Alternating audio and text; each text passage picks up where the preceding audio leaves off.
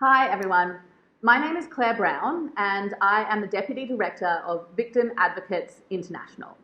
And we know that you have formed groups of survivors of crimes committed in South Sudan and that your objectives are participation in justice mechanisms, processes of forgiveness and reconciliation, and the health and economic recovery of victims. Victim Advocates International is a membership organisation for victims of serious international crimes, so crimes against humanity, war crimes and genocide, like yourselves. We also work with groups of Rohingya who survived crimes committed in Myanmar and now live in Bangladesh. The Rohingya ethnic group from Myanmar have experienced persecution throughout their history.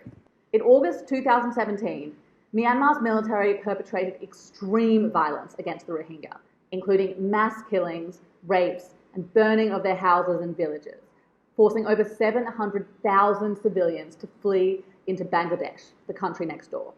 In Bangladesh, many of these Rohingya have formed groups, like you have.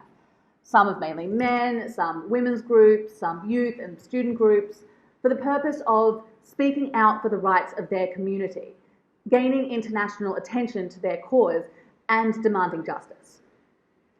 In doing this, these groups have had a lot of success. They have spoken at the UN, met the President of the United States, and gathered evidence to be submitted to international courts like the International Criminal Court and the International Court of Justice.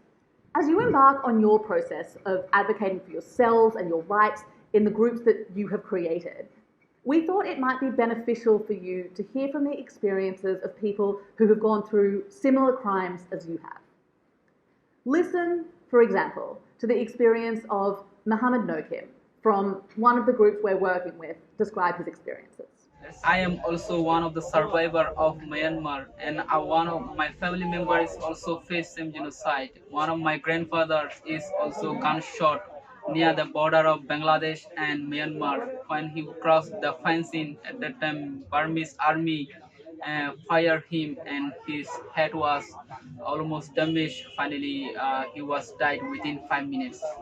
Same as my grandfather, there are a lot of people who have been killed, who have been raped, and also we saw many people on the way while we are coming from Myanmar to here. Some of them are selectors, some of them are gunshots, some of them are injured. We saw many people. I myself also one of the witness for them, and also some of the villagers who was already died, who was already burned, who was already selected. There are many people who have been witness, who are agree for the witness. We have been facing this kind of violence since over 15 years ago.